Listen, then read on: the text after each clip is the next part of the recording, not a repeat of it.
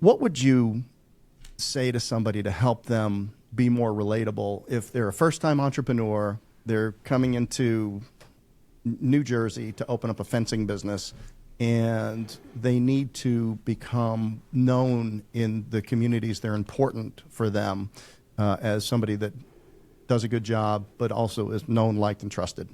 Sure. I think there's, we talked about, again, before we got on, I have a framework called Connect, Communicate, Inspire. It's really the foundation of relatability, what I believe is going to make anyone relatable. And I would follow that. And honestly, in that case, I would probably start with Inspires. We want to be a lighthouse. We want to bring people in. And what you just said before is exactly that. Most people become entrepreneurs and they don't think they're risk takers because they believe in what they do. Sure. And you have to believe in the service that you provide, whether, if you're a fencing company or if you're doing kitchens and baths or windows and siding or whatever those elements are that you're providing. This is something that people need. And that's the difference. You don't come in as a salesperson, then you come in as somebody who's looking to connect, to help people, to make an impact. And that's the Inspire section is, what is my purpose? What am I doing? What is the reason why I got into this business and I got into this field? And so when you are lit up from that inside idea, then all of a sudden it makes it easier to start making those connections. And we work backwards to connect and communicate is really, how am I showing up as me? Know, like, and trust isn't because you were a great salesperson and you had, the best tagline. It's because you were a real human being and you showed that you cared about me and you showed that I'm consistent in the way that I show up and my words match my actions, my services match my promise. Yeah. And so that's kind of I think the secret sauce, but you start with, why do you do what you do? Why did you get into this and how are you helping people? Do you have any tips and tricks for immediate connection? Yeah, it comes back to basics. It's a funny thing. I've never pretended to be reinventing the wheel over here. Sure. But you think about, I oftentimes think about, when you are with someone, what drew you to them? And sometimes modeling and just being aware of how people are showing up in a way that makes you feel good and makes you want to connect with them. And it's things like eye contact. It's things like a smile. It's things like curiosity, I think is one of the most undervalued ways of making people feel connected to you immediately. Get curious about the person in front of you, because I'm sure you've seen this, but a million times you end up in conversations and people just want to talk about themselves. Well, that is the worst way to connect with someone. That's why I talk to myself so much. Yes. I fall immediately in love. See, that works really well within ourselves. But man, when you are in a situation, I've walked away with so many conversations like, we just talked for an hour and they know nothing about me. Didn't ask one question. So if you are an introvert and you're looking to really start to make connections, ask some questions of people. And then but isn't that the goal? Okay, so my goal in any conversation. Okay, so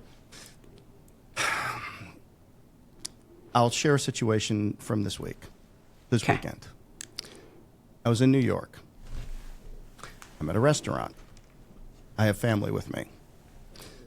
Guy, we're in a tight little how the places in New York are a little tight little, you get in and there's 11 tables in there and it's obnoxious because you had to wait 30 days to get into this place and blah, blah, blah, right?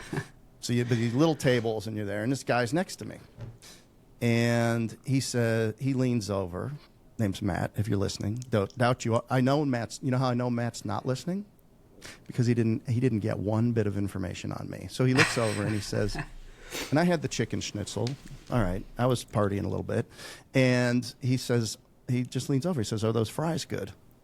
So I looked at him and I took a fry and I just held it and I gave it to him. This stranger, right? And he looked at the fry, he took it and he ate it.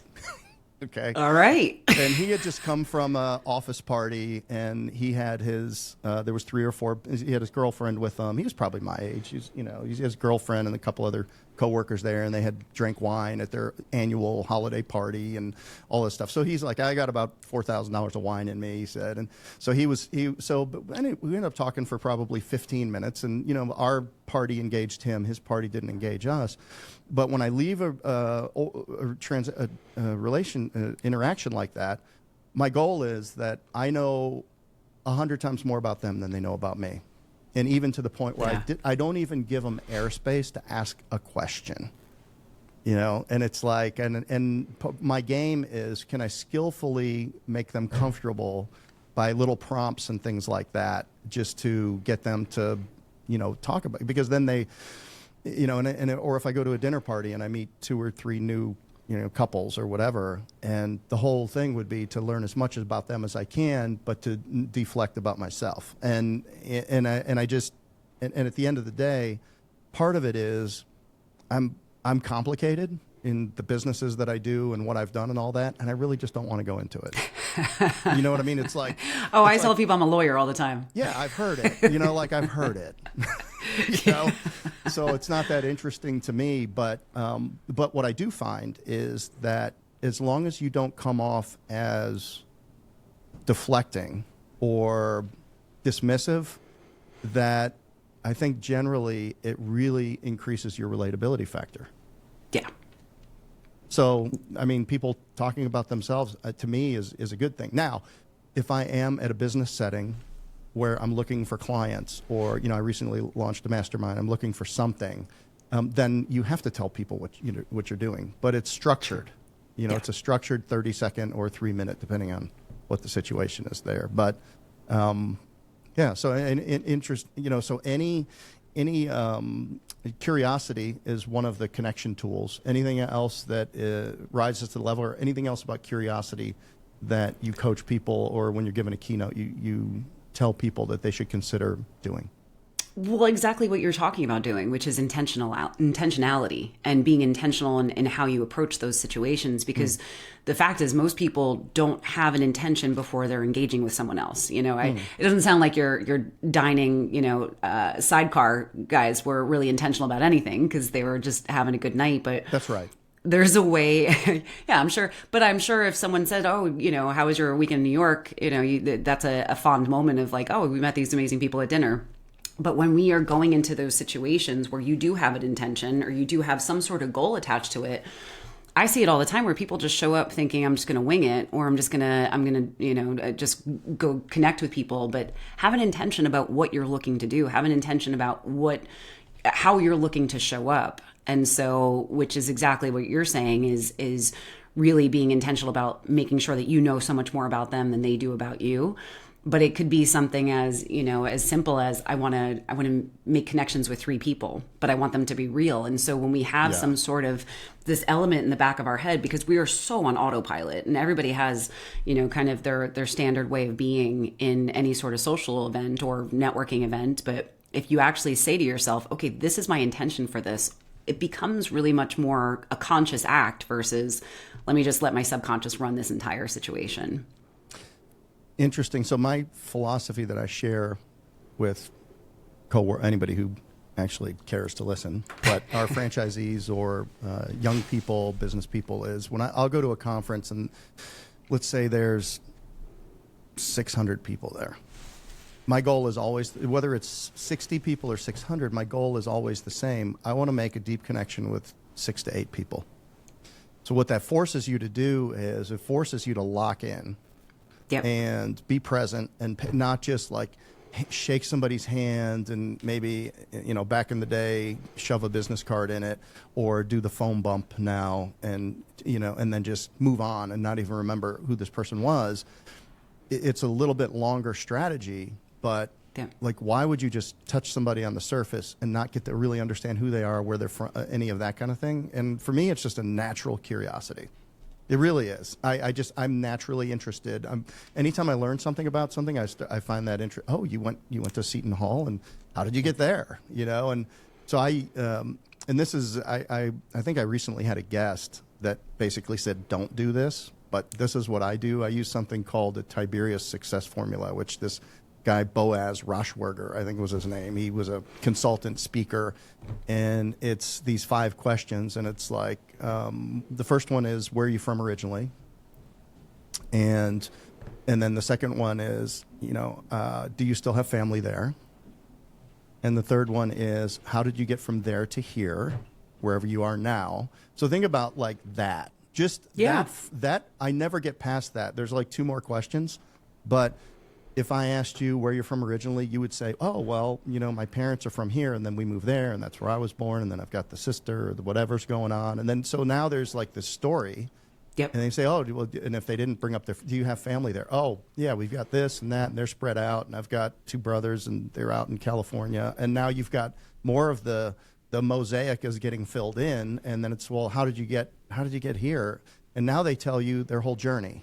Well, I joined the Navy, and then I was stationed over here, and then I went over here, and I got into electronics, and then I found my way to this, whatever it is. And it's just at the end of the day, man, like those three little prompts, you've just learned so much about them. You were attentively listening. Now you're connecting. Oh man, yeah, me too. I love the Bears, Chicago Bears. I'm a Chicago Bears fan too. Now you have these little connection points along the way, and by the way, I'm an introvert, like a hard introvert. So for me to talk at a conference to 50 people, I will be dead on the floor. Like my battery will be zero. It takes so much energy to do that. So it's an energy conservation strategy to make the other person do the work. You can sit back and be curious and learn, and then don't get in a hurry. Don't just move on to the next person. How many times have you looked past somebody thinking that the other person was the important person that you needed to talk to or get to, and you realize that you just trampled over the person that you really needed to talk to? Because we can either by appearances or clothes or just you're going to make a snap decision about who the power player in any group of 4 or 5 people are and who you think you might need to talk to. Huge mistake. Huge mistake. So anyway, that was... But I love what you just said, because you gave a number to it. And the beauty of that too is if you say 6 to 8 and you're on number 4, you're like, okay, I got 2 more people to meet at least. And so it keeps you on track. I think that's brilliant. And you're getting origin stories, and you're getting deeper and more connected to people. And I always talk about, I'm sure, you and listeners have seen that 36 questions to fall in love. The New York Times did a huge thing on probably like 5-10 years ago. But it's from this 1999 study where the scientists weren't looking to make people fall in love. They were looking to make people connect. And what they found is that there was these 36 questions of deepening, more intimate questions about their lives and experiences that allowed you to get to know each other. And to me, it's like, pull some of those first questions out, and all of a sudden you start to understand people, and you make them feel like they're seen and heard, and you feel more connected to them. Talk to me about respect. This has become a huge issue for me later in life. What is, you talk about respect in your book, The Relatable Leader. Yep. Unpack that for us. So I didn't even think about respect. I mean, not that I didn't think about it at all, but I think I always say respect is like air. It's something you don't even think about until it's not there, and then it's all you can think about. But I did my own proprietary research when I started writing Relatable Leader, because I believed that there was a disconnect between what teams were looking for and what leaders thought that they were needing. And it's because there's so much thought leadership. I know you're exposed to this as well, is, there's all this thought leadership around leadership and how you should show up and what you should focus on. And I felt like we were missing the mark, and in some ways we were, but it was actually not in the way I believed. When I did my research, the top trait that people were looking for from their leaders was respect.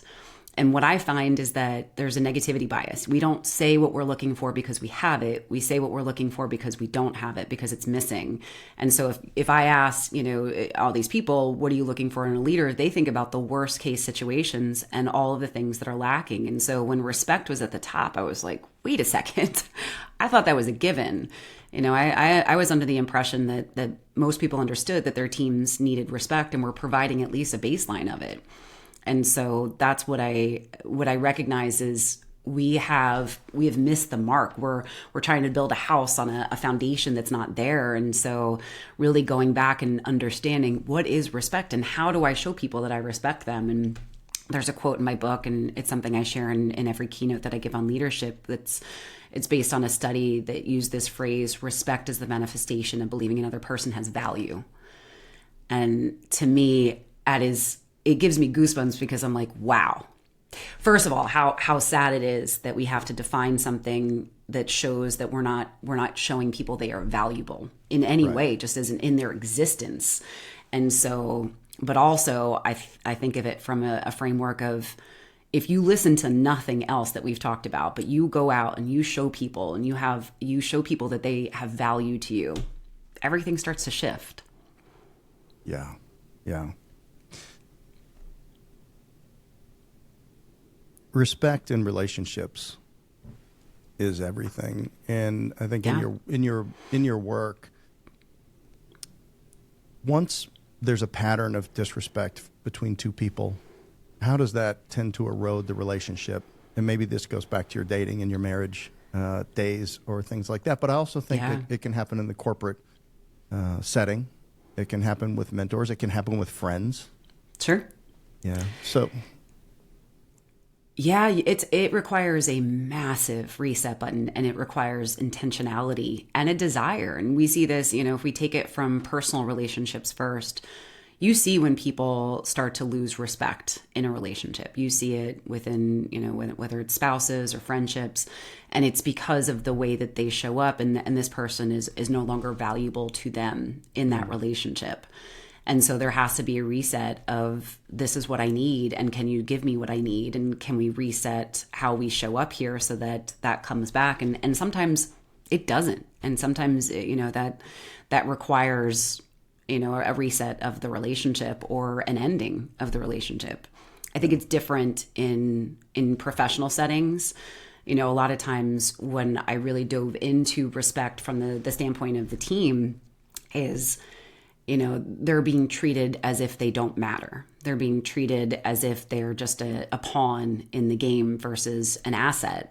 And that's the difference from the professional side is how do we make sure that everybody in your entire, tree of your organization feels like they're making an impact. And that's really on the leadership to show people that they make a difference. You really have to pay attention. Yeah.